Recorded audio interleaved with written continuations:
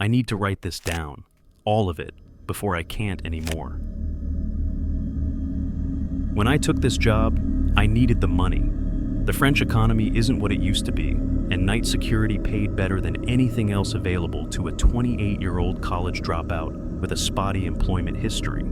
The job description was simple: patrol the grounds of the historical site from 10 p.m. to 6 a.m., make sure no vandals or teenagers sneak in, and report any unusual activity to management. The hiring manager, Monsieur Beaumont, emphasized this last point with unusual intensity. Any unusual activity, Henri. Anything at all, no matter how insignificant it may seem. I remember thinking his choice of words was strange, but 22 euros an hour to walk around a memorial site all night seemed like easy money. I should have asked more questions. My first few weeks were uneventful. The Fosse de Mémoire is a somber place, a sprawling field enclosed by a wrought iron fence with a small stone building that serves as a visitor center and museum during the day. At night, the only illumination comes from sparse lampposts along the main pathways and the floodlights that highlight the central monument, a marble obelisk inscribed with the names of the known dead. What tourists see is the manicured lawn, the monument, the carefully designed pathways. What they don't see is what lies beneath.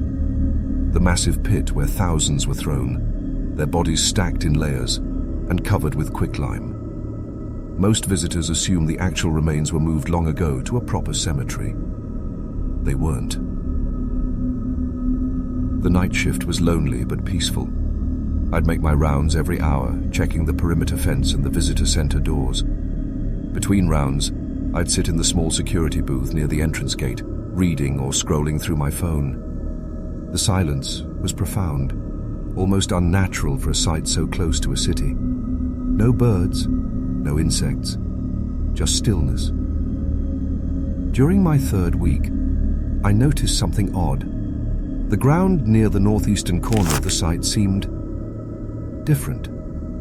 Not disturbed exactly, but as if the soil had shifted slightly. The lawn was intact, but the earth beneath felt less stable when I walked across it. I made a note in the logbook and mentioned it to my day shift replacement, Christophe, the next morning. "Oh, that's normal," he said with a dismissive wave. "The ground shifts sometimes. Old graves settling." It made sense. 3,000 bodies decomposing over 2 centuries. Of course, the ground would be unstable in places. Still, something about his casual response felt rehearsed. The whispers begin. It was during my 5th week when I first heard the whispers. I was making my 2 a.m. round, walking the perimeter path with my flashlight. The night was unusually cold for September, and a thin mist had settled over the grounds. As I approached the northeastern corner, the same area where I'd noticed the shifting ground, I heard what sounded like distant conversation. At first, I assumed it was coming from beyond the fence, perhaps late-night walkers on the public road about 50 meters away. But as I moved closer to the corner, the whispers grew clearer, yet no louder, as if they were emerging from directly beneath my feet. I couldn't make out words, just the cadence of urgent, hurried speech. Multiple voices, overlapping, neither male nor female, but somewhere in between. I stood frozen, straining to understand, when suddenly the whispers stopped. The silence that followed was worse than the whispers. It felt deliberate, aware, as if whatever was speaking had noticed me listening.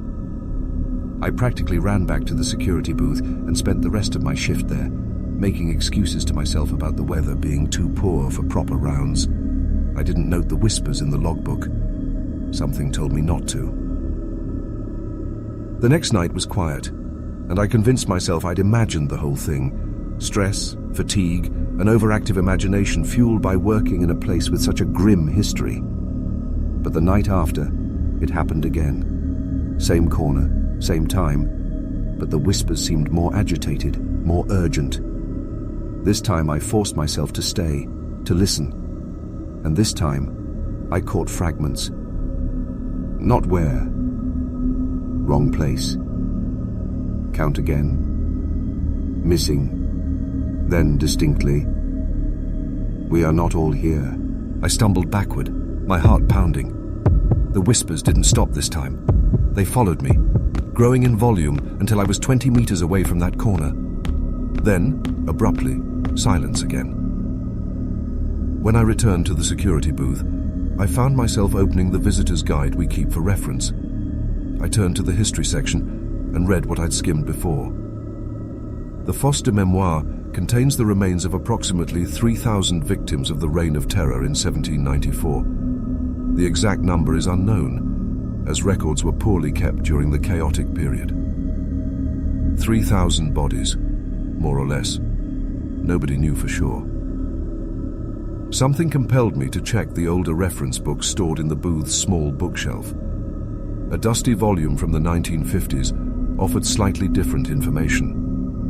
Estimates suggest between 2,800 and 3,200 individuals were interred in the mass grave, though contemporary accounts from the Revolutionary Tribunal's clerk mention 3,241 executions carried out at this location. A specific number, 3,241. I wrote it down, though I wasn't sure why. The shifting begins. During my 7th week, I arrived for my shift to find Christophe looking pale and agitated. "Everything all right?" I asked as he handed over the logbook. He hesitated. "The survey team was here today, from the Historical Preservation Office. And? They're doing ground-penetrating radar. Routine check for structural integrity of the site, they said." He made air quotes and laughed nervously. "They had some concerns about the northeastern section." My stomach tightened. "Did they find anything?" Christophe shrugged. "They didn't say, but they're coming back tomorrow with more equipment." He grabbed his jacket and headed for the door, then paused. "Henri, have you noticed anything unusual during your shifts?" I should have told him about the whispers, the shifting ground, the feeling of being watched by something beneath the earth, but I didn't. "Nothing worth mentioning." He nodded, looking almost disappointed. "Right. Well, make sure you check the northeastern corner carefully tonight. The survey team left some expensive equipment there." There was no equipment when I checked, just damp grass and several small orange flags stuck into the ground in a grid pattern. The soil felt even less stable under my feet, almost spongy. And when I shone my flashlight across the area, I could have sworn the flags weren't quite where they had been moments before. As if the very ground had shifted slightly while I stood there, I avoided that corner for the rest of the night. The next morning, I waited for Christophe, wanting to ask about the survey team. But instead of Christophe, Monsieur Beaumont arrived. "Henri," he said, his voice carefully neutral. "How was your shift?" "Fine," I replied. "Quiet. Is Christophe okay?" "He's requested some time off," Beaumont said, not meeting my eyes. "Personal reasons. I'll be covering the day shift myself for a few days." He asked me detailed questions about my rounds, particularly around the northeastern corner. Had I noticed anything unusual? Any disturbances in the soil? Any sounds? I lied. I don't know why, but something in his too casual tone warned me not to share what I'd experienced. As I was leaving, Beaumont called after me. "Henri, I've authorized overtime for the next few weeks. Double pay if you can extend your shifts to 8 a.m. instead of 6 a.m. The money was too good to refuse, but as I drove home I realized something odd. 8 a.m. was when the survey team was scheduled to arrive. Beaumont wanted me there when they came. The discovery. That night changed everything. I arrived at 10 p.m. as usual. The site seemed different somehow. Tenser, if a place can feel tense. The air was thick despite the clear night, and the silence was absolute. No distant traffic noise, no wind in the trees beyond the fence. Nothing. I made my first rounds quickly, avoiding the northeastern corner. When I returned to the security booth, I found a note from Beaumont. "Henri, the survey team will arrive at 8 a.m. sharp. Please ensure they have access to the northeastern quadrant. Under no circumstances are you to discuss any observations about the site with them. Direct all their questions to me. B. The note troubled me enough that I decided to check the northeastern corner immediately rather than waiting for my 2 a.m. round. As I approached, flashlight beam bobbing ahead of me, I noticed the orange flags were gone. In their place was a rectangular area where the grass had been carefully cut away, revealing bare soil about 3 meters by 2. I approached cautiously. The excavated area wasn't deep, perhaps only 10 centimeters, but at its center was a circular metal object about the size of a dinner plate. It looked like a manhole cover but smaller and made of what appeared to be bronze, green with age. Inscribed on its surface was a single word in archaic French: dénombrement, enumeration, counting. I knelt beside it, tracing the letters with my finger. The metal was warm to the touch, despite the cool night air. That's when I heard it. Not whispers this time, but a single clear voice from beneath the metal disc. 3,241. I jerked back, scrambling away on all fours. The voice had been perfectly clear, speaking modern French with no accent, matter of fact, almost bureaucratic. Heart pounding, I forced myself to approach again. The metal disc hadn't moved. Nothing had changed. I must have imagined it. "Hello?" I whispered, feeling foolish. Silence. I reached out tentatively and touched the disc again. Still warm. 3,241. The voice repeated, louder this time. Confirm. It wasn't coming from beneath the disc, I realized. It was coming from the disc itself, vibrating like a speaker. I don't understand, I said. Confirm, Count. 3,241. Yes, I said, the word escaping before I could think. That's the count, 3,241. A pause, then, incorrect. Current count, 3,240. My throat went dry. What do you mean, current count? 1 missing, not in place. Find and return. The disc went silent. I tried asking more questions, touching it again, even tapping on it, but there was no further response. Finally, I retreated to the security booth, where I spent the next hour trying to calm myself, convincing myself I'd experienced some kind of auditory hallucination. But I knew what I'd heard. At 2 a.m., I forced myself to make my regular rounds. Everything was normal until I reached the northeastern corner again. The excavated area with the bronze disc was gone. The grass was intact, undisturbed, as if the rectangular cut had never existed. I dropped to my knees, feeling the ground frantically. The grass was real, firmly rooted. I dug my fingers into the soil, tearing at the turf, desperate to find the disc I knew had been there. After a few minutes of frenzied digging, my fingers struck metal. Relief flooded through me. I wasn't going insane. The disc was still there, just buried now, about 20 centimeters down. I cleared enough soil to reveal the word again. Dénombrement. As I touched the inscription, the disc spoke again. Confirm retrieval. I haven't retrieved anything, I said. I don't know what's missing. Unauthorized personnel. Ident. For Henri Marceau. I'm the night security guard. A long pause, then. Accepted. New instruction. Locate missing subject. 3,240 present, 1 absent. Restore count. How am I supposed to do that? I don't even know what's missing. Access point activated.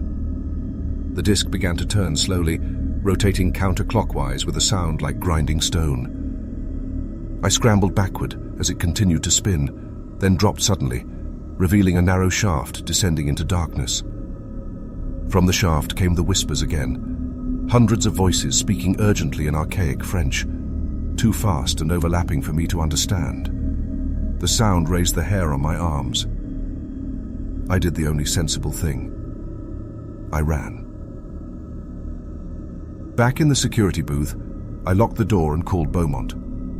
No answer. I tried Christophe next. His phone went straight to voicemail. I contemplated calling the police, but stopped myself. What would I tell them? That I'd found a talking bronze disc over a mass grave that was somehow counting the dead? I spent the rest of the night in the booth, making excuses about necessary paperwork. When 6 a.m. came, I nearly wept with relief. By 7 a.m. I was gathering my things to leave, overtime be damned, when Beaumont arrived. "You're still here," he said, sounding pleased. "Good. The survey team is running early." Through the booth window, I could see a white van pulling up to the gate. 3 people in blue coveralls emerged, carrying cases of equipment. "What are they really doing here?" I asked. Beaumont's expression hardened. "Routine survey work, as I told you." "There's nothing routine about that thing in the northeastern corner." His face went perfectly still. "What thing exactly do you mean, Henri?" "The bronze disc. The one marked Dénombrement. The one that talks." For a moment I thought Beaumont might deny everything, might tell me I was overworked or hallucinating. Instead, he sighed heavily and locked the booth door. "You shouldn't have found that," he said. "It only emerges when there's a discrepancy." "A discrepancy in what? The Count." He nodded toward the arriving team. "They're not surveyors. They're from the Ministère des Affaires Sépulcrales, the Ministry of Sepulchral Affairs." I've never heard of that ministry. Few have. It dates back to the Revolution and operates discreetly. The team was unloading what looked like ground-penetrating radar equipment from their van. "What did it tell you?" Beaumont asked, his voice urgent. "The disc. What exactly did it say?" "It said the count is wrong. 3,240 instead of 3,241. One missing." He paled. "Missing? Not additional? You're certain?" I nodded. "That's unusual. Typically, the problem is unauthorized additions." "Additions? You mean people who don't belong? Bodies buried illegally?" He glanced at his watch. "I need to inform the team. Their equipment is calibrated for detecting intrusions, not absences." "Wait," I said, grabbing his arm as he reached for the door. "What exactly am I guarding here? What is this place, really?" Beaumont hesitated. "A containment site, one of several across France. The revolution wasn't just a political upheaval, Henri. There were other forces at work, forces that required certain measures." "What forces? What measures?" He shook his head. "You don't have clearance for that information. Just know that the count must be maintained. The integrity of the site depends on it. And what happens if the count stays wrong? Let's ensure it doesn't." He unlocked the door. "Go home, Henri. Get some rest. Return tonight at the usual time." "I'm not sure I want to come back." Beaumont's expression softened slightly. "I understand. But you're already involved now, and we need someone we can trust on the night shift." As he left to meet the team, I gathered my things, my mind racing. I should have walked away then. Should have quit on the spot. But curiosity is a powerful force. Almost as powerful as greed. The overtime pay was too good to pass up. I wanted answers. So I returned that night, the night after. And I learned the truth about the de memoire, piece by Terrib Place, the journal. That afternoon, before returning for my shift, I researched the Ministry of Sepulchral Affairs. As expected, I found nothing online. It either didn't exist officially or was obscured behind layers of government secrecy. However, my search for dénombrement and mass graves led me to an obscure academic paper about revolutionary record-keeping practices. The paper mentioned that certain mass execution sites had employed enumeration protocols to ensure accurate victim counts. This was presented as simple bureaucratic thoroughness. The revolutionaries wanted precise records of their purges. But one paragraph caught my attention. Several execution sites, particularly those with counts exceeding 3,000 individuals, implemented specialized enumeration systems beyond standard documentation. These systems, often marked with the term dénombrement, remain poorly understood, though contemporary accounts suggest they served purposes beyond mere statistical record-keeping. The paper didn't elaborate further, but it confirmed one thing. What I'd encountered wasn't entirely unknown to history. When I arrived for my shift that night, the survey team was gone. Beaumont handed over the logbook without mentioning them or our earlier conversation. "Any special instructions for tonight?" I asked. "Just the usual rounds," he replied, "though perhaps avoid the northeastern section. The ground is unstable after the survey work." I nodded, pretending to accept this transparent lie. As he left, I noticed he'd forgotten his tablet on the desk. I waited until his car pulled away before examining it. The tablet was locked, but notifications were visible on the screen. One caught my eye, an email preview from someone identified only as Director MAS with the subject line, Fosse de Memoire Discrepancy, Urgent Protocol 7. I couldn't access the full email, but the preview text was visible, confirmation of single absence deeply concerning. No record of authorized removal. If retrieval impossible, consider immediate sealing of... The preview cut off there. I placed the tablet back exactly as I'd found it, my mind spinning with implications. Whatever was happening, it was serious enough to warrant urgent protocols from the director of this mysterious ministry. I made my first rounds carefully, deliberately leaving the northeastern corner for last. When I finally approached it, I found the area completely restored. Fresh sod covered the excavated rectangle, and there was no sign of disturbance. But as I walked across it, I felt the ground shift beneath me, as if something large was moving underground. I hurried back to the security booth and found an unexpected item on the desk, a leather-bound journal that hadn't been there before. Inside was a handwritten note. "Henri, you deserve some answers." This journal belonged to the first night watchman of this site, Jean-Baptiste Mercier, appointed in 1795. "Read it, but tell no one I gave it to you. Destroy this note. C.C. for Christophe." He'd been in the booth while I was on my rounds. The journal was old, its pages yellowed and brittle. The handwriting was cramped but legible, written in an antiquated French that took concentration to decipher. I spent the quiet hours between my rounds reading Jean-Baptiste Mercier's account of the first years of the Fosse de Memoire. The journal began conventionally enough. Mercier describing his appointment as night watchman for the newly established commemorative site in 1795, shortly after the end of the Terror. He noted the official count of 3,241 bodies interred there, and his instructions to prevent grave robbing or desecration. But after a few weeks of entries, the tone changed. August 15th, 1795. The committee representative visited again today.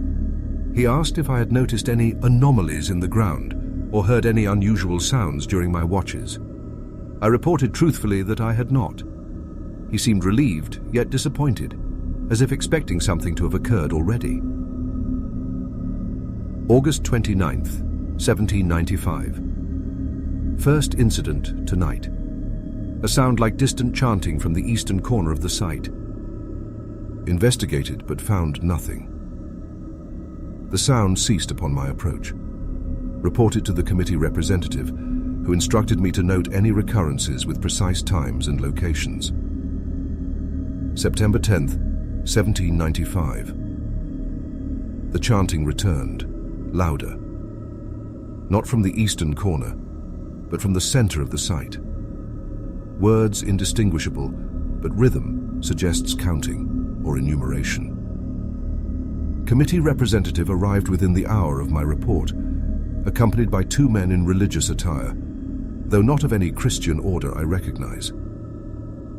The entries continued, describing escalating phenomena. Voices from beneath the ground, soil that shifted and settled in unnatural patterns, strange lights at specific hours of the night. Then came a pivotal entry. October 3rd, 1795. Installation of the enumeration device completed today. Committee representatives explained nothing of its purpose, but the religious men performed what appeared to be consecration rites over it before it was buried at the center of the site. I am now instructed to report any activation of the device immediately. October 4th, 1795. Device activated shortly after midnight. A brass disc emerged from the ground, bearing the inscription Dénombrement. When I approached, it spoke a number, 3041. I was instructed to respond with confirmation. Upon my confirmation, the disc retracted into the earth. Committee representative explained that the device would emerge only when verification of the count was required. The journal detail had several more activations over the subsequent months, each time reporting the same count, 3,241. Then a disturbing entry. January 15th, 1796. Device emerged tonight reporting count of 3,242. Committee arrived in force within the hour. Excavation revealed an unauthorized burial. A recently deceased woman placed secretly among the revolutionary dead.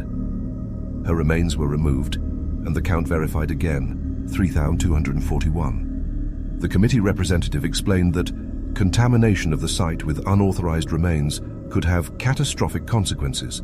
No further details provided despite my inquiries. The entries grew increasingly unsettling. March 3rd, 1796. Device reports 3,241. But now specifies 3,239 present, 2 temporarily displaced. Committee unconcerned, explaining that certain remains are occasionally in transit for verification purposes. July 22nd, 1796. Witnessed strange phenomenon tonight. Ground above the mass grave undulated like the surface of water for approximately 3 minutes. No device activation.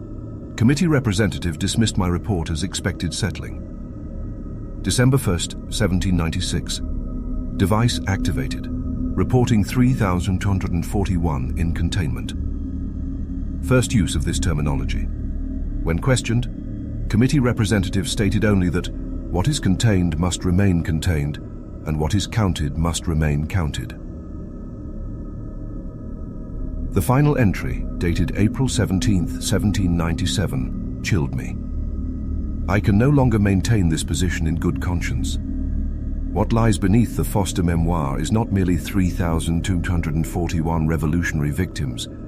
The committee's insistence on the precise count, the strange rituals performed by their religious advisors, the unnatural movements beneath the earth, all point to a purpose beyond simple commemoration or record-keeping. Today, I observed a committee member speaking to the device in a language I could not identify. The device responded by opening a passage in "To the earth from which emerged a light so profound in its darkness that it seemed to consume rather than illuminate." The member descended and returned an hour later, visibly aged, bearing a small object wrapped in lead. I have asked to be relieved of my duties. My request has been denied. I am told my knowledge makes me indispensable to the site's security. I fear what may happen should I attempt to flee or share what I have witnessed. To whoever finds this journal, the count is everything. If it changes, if it ever reports fewer than 3,241, then what is contained has begun to escape. The journal ended there. No explanation of what happened to Mercier. No clarification of what exactly was contained within the mass grave. I closed the journal, my hands trembling. The night had grown oppressively quiet, as if the darkness itself was listening.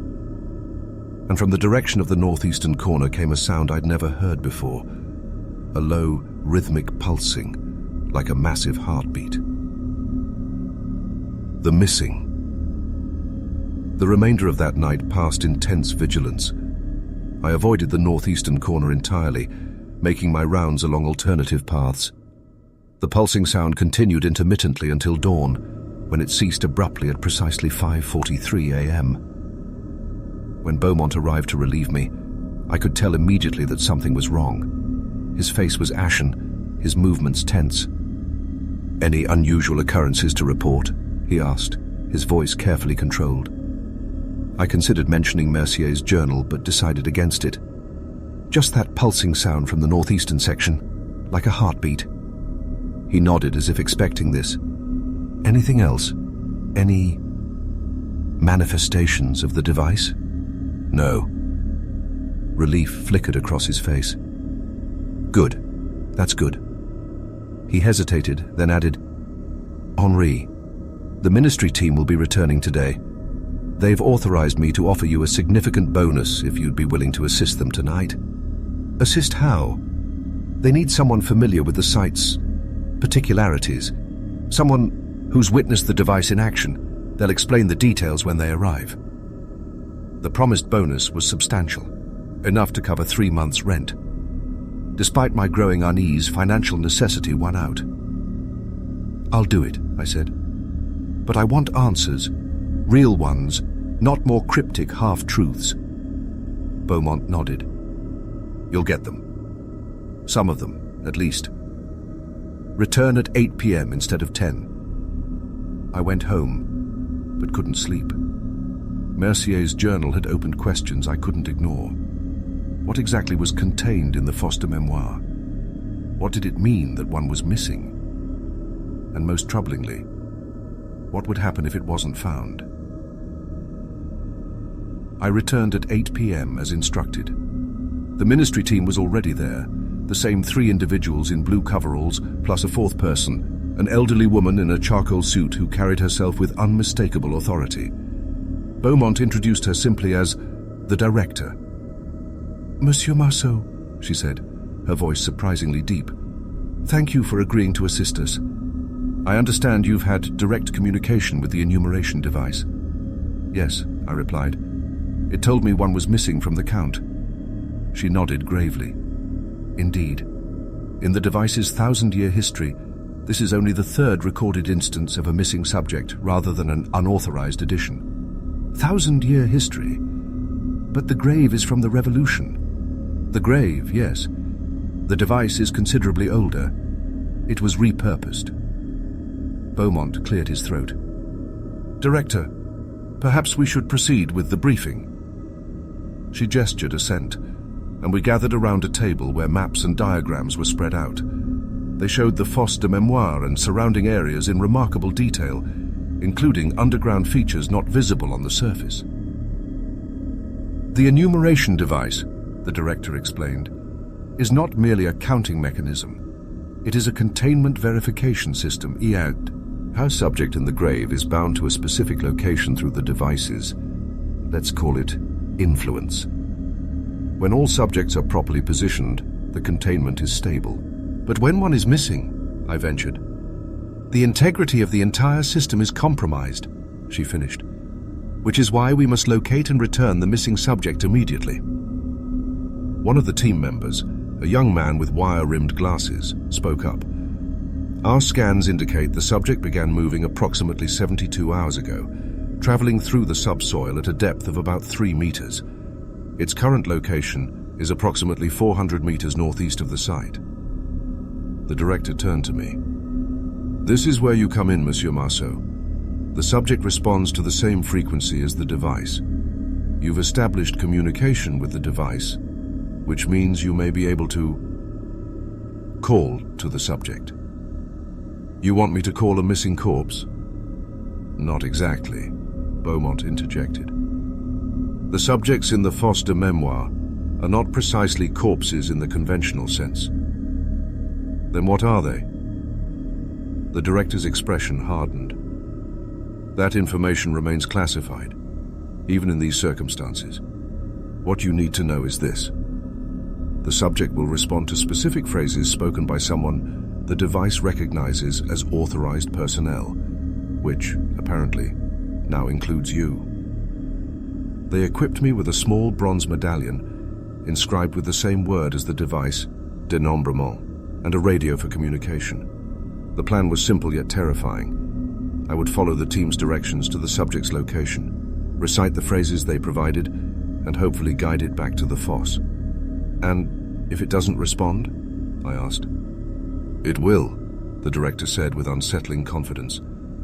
They always do. They want to return as much as we want them back. As we prepared to depart, I pulled Beaumont aside. One question. Jean-Baptiste Mercier.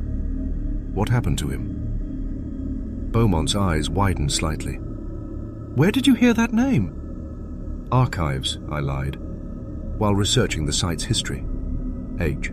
He hesitated, then said quietly, "Official records state he retired to Marseille in 1797 after faithful service. Unofficial records indicate he never left the Fosse de Mémoire." You mean he's buried there? He became one of the 3,241? No, Beaumont said, his voice barely audible. He became part of the device. Before I could process this disturbing revelation, the director called for our departure. We exited the site in 2 vehicles, the ministry team in their van, myself with Beaumont in his car. As we drove through the darkened countryside, following the van's taillights, Beaumont spoke again. "The journal you read, it was Mercier's, wasn't it? Christophe gave it to you." I saw no point in denying it. "Yes. I suspected as much. Christophe's family has served as day watchmen for generations. They maintain certain records unofficially. Is that why he took time off? Because of the discrepancy?" Beaumont nodded. He recognized the signs. His grandfather witnessed the last missing subject incident in 1956. It didn't end well. What happened? The subject was retrieved, but not before it had changed. That's the danger, Henri. The longer they remain outside containment, the more they transform. Into what? He didn't answer directly. The revolution wasn't just about political upheaval. Certain factions experimented with forces they barely understood. The Committee of Public Safety wasn't solely concerned with traitors to the Republic. They were dealing with threats of a different nature. Existential threats. You're saying some of those buried in the fosse weren't human? I'm saying some of them were human once. He glanced at me. The device doesn't just count them. It binds them, constrains what they've become. The van ahead slowed, then pulled onto a narrow side road leading into a dense copse of trees. We followed, branches scraping again, sent the car windows as the path narrowed. Eventually we reached a small clearing where the van stopped. The team emerged with equipment, handheld devices that resembled metal detectors but emitted a soft pulsing tone instead of beeps. The director approached with a tablet showing a topographical map with a blinking red dot. "The subject is approximately 50 meters in that direction," she said, pointing toward a darker section of the woods. "It's stationary for now, but that could change. You'll lead Monsieur Marceau, holding the medallion outward. Speak only the phrases we've provided when instructed." They positioned me at the front of our small procession, the medallion hanging from my fist on its chain. The metal was unnaturally warm against my skin, pulsing in rhythm with the sound from the detection equipment. We moved slowly through the trees, guided by the increasing frequency of the pulses. The night air grew thicker, harder to breathe, carrying a scent like ozone and decay. After about 40 meters, the detection equipment's pulse became a continuous tone. "We're close," the young man with the glasses whispered. "It's just ahead, beneath the surface." The director handed me a sheet of paper. "Read this, exactly as written." The text was in an archaic form of French, the letters arranged in an unusual pattern on the page. I began to read aloud, my voice sounding strange to my own ears. "Par le pouvoir de l'énumération, je vous appelle. Votre place est réservée. Votre compte est confirmé. Retournez à la fosse de mémoire." By the power of enumeration, I call to you. Your place is reserved. Your count is confirmed. Return to the fosse of memory. The medallion in my hand grew painfully hot. The ground before us shifted, soil rising as if pushed from below. A terrible smell erupted, not just decay, but something caustic, chemical. "Again," the director commanded. "Louder." I repeated the phrase, nearly shouting the final words. The ground bulged upward, mound forming like some enormous mole pushing toward the surface. "It's responding," one of the team members said. "Preparing for retrieval." They produced what looked like a lead-lined bag and specialized tongs. The director turned to me. One final invocation. Add this phrase at the end. Je confirme votre numéro 863. I confirm your number, 863. I repeated the entire incantation, adding the specified number. The reaction was immediate and horrifying. The mound of earth erupted, and from it emerged not a corpse or skeleton, but something that defied easy description. It had a vaguely humanoid shape, but its substance seemed to shift between solid and liquid, its surface rippling with patterns that hurt the eyes to follow. Where a face might have been was a depression containing what looked like bronze clockwork, similar to the mechanisms I'd glimpsed within the device. Most disturbing of all, embedded in its chest, was what appeared to be a Revolutionary-era military medal, the metal fused with the shifting substance of its body. The team moved with practiced efficiency, using the tongs to guide the entity into the lead-lined bag. It offered no resistance, moving with an awful eagerness toward its container. As the bag closed around it, I caught a final glimpse of the clockwork face, the mechanisms arranging themselves into what could only be described as an expression of relief. Subject secured, the young man announced. Containment integrity at 99.7% and rising. The director exhaled slowly. Excellent work, everyone. Let's return it to the fosse immediately. As they carried the bag to the van, Beaumont placed a hand on my shoulder. You did well. Few unauthorized personnel have ever witnessed a retrieval and maintained their composure. What was that thing? I demanded. It wasn't human. It was, once. Captain Francois Legrand, according to the number you recited, an officer who embraced certain philosophical innovations during the Revolution, innovations that transformed him and others like him. And now you keep them buried? Contained? It's the most humane option, the director said, approaching us. They cannot die in any conventional sense, nor can they exist safely among the living. The fosse provides a kind of peace, a shared consciousness where they remain part of a structured whole. And the device? What is it really?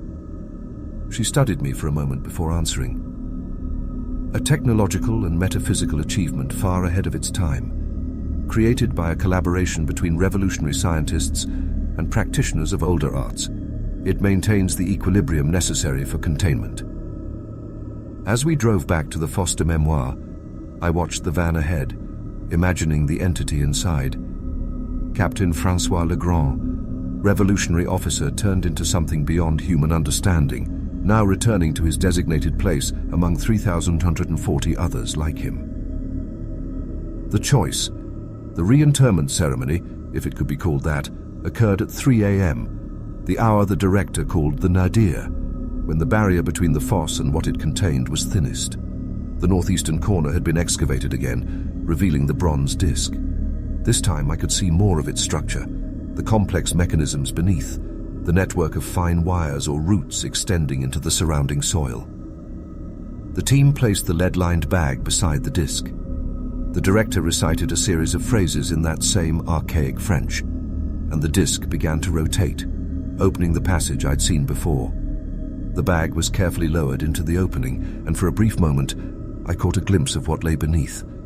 Not darkness, but a vast space filled with shifting, interlinked forms, all pulsing with the same rhythm I'd heard earlier.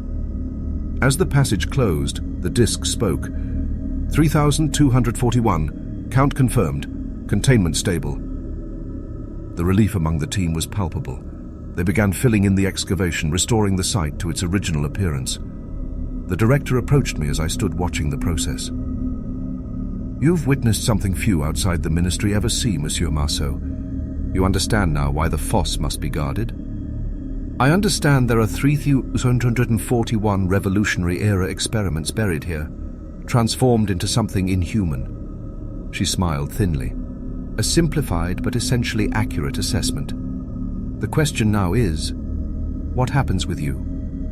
What do you mean? You possess knowledge that cannot be widely shared. The device has recognized you as authorized personnel. This creates possibilities. Beaumont joined us. The director is offering you a position, Henri. Official employment with the Ministry of Sepulchral Affairs, specifically assigned to the foster memoir. With significantly better compensation, the director added, and access to information commensurate with your clearance level. And if I refuse? If I want to walk away from all this? Her expression hardened slightly. That would be unfortunate. Memory alteration is possible but imperfect. We prefer willing participation. It wasn't quite a threat, but the implication was clear. I had seen too much to simply return to normal life, at least not with my memories intact. What would this position entail exactly? You would continue as night watchman, but with expanded responsibilities. Regular communication with the device, monitoring for anomalies, occasional assistance with ministry operations, as demonstrated tonight. And Christophe, will he return?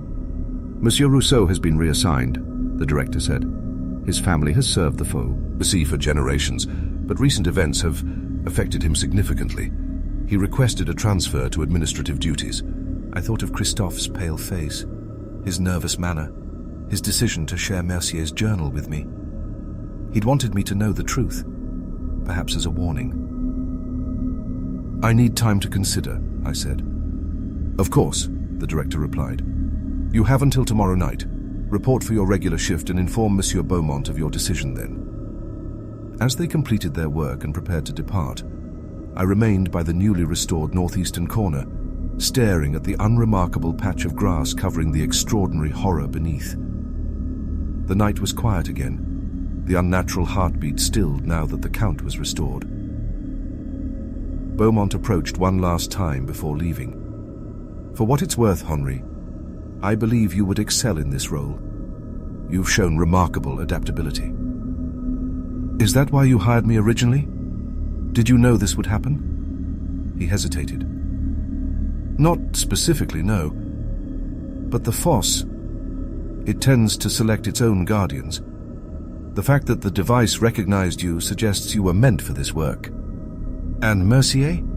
Was he meant to become part of the device? Beaumont's expression darkened. That was unfortunate. A different era, with different protocols. Such measures are no longer necessary. Unless the Count changes again, unless something worse than one missing subject occurs? He didn't answer directly. Consider the offer, Henri. Few are given the opportunity to serve in such a meaningful capacity. After they left, I completed my shift in solitude, walking the perimeter of a site I now understood was not merely a historical memorial, but a containment facility for Revolutionary-era horrors. As dawn approached, I found myself drawn back to the northeastern corner. The ground was still, the grass undisturbed. But as I stood there, I heard it, not from beneath the earth, but from within my own mind, the faint, rhythmic pulse of 3,241 tones, entities bound together in containment. And somewhere within that collective consciousness, the distinct presence of Captain Francois Legrand returned to his designated place. I realized then that my decision had already been made. I had glimpsed behind the veil of ordinary reality into something ancient and terrible and necessary. I could not unknow what I now knew. I could not unsee what I had witnessed. This is why I need to tell someone, to record what I've experienced before I fully accept my new role, before I become so embedded in the ministry's secrets that sharing them becomes unthinkable. Tomorrow night, I will inform Beaumont of my decision to accept the position. I will begin my training as an official guardian of the Fosse de Mémoire. But tonight, I write this account as Henri Marceau, ordinary night watchman who stumbled upon an extraordinary truth. I write it as a testament to what lies beneath the carefully maintained facade of history, the experiments that transformed humans into something else, the ancient technologies repurposed to contain them, the continuous count that must be maintained at all costs. If you're reading this, know that across France, perhaps across the world, There are other sites like the Fosse de Mémoire, places where the count must remain precise, where what is contained must stay contained. And if you ever find yourself near Arles, visiting a somber historical site commemorating revolutionary victims, pay attention to the northeastern corner. Listen carefully as you walk across that unremarkable patch of grass. You might hear it, the sound of 3,241 entities breathing as one, counted and contained. For now,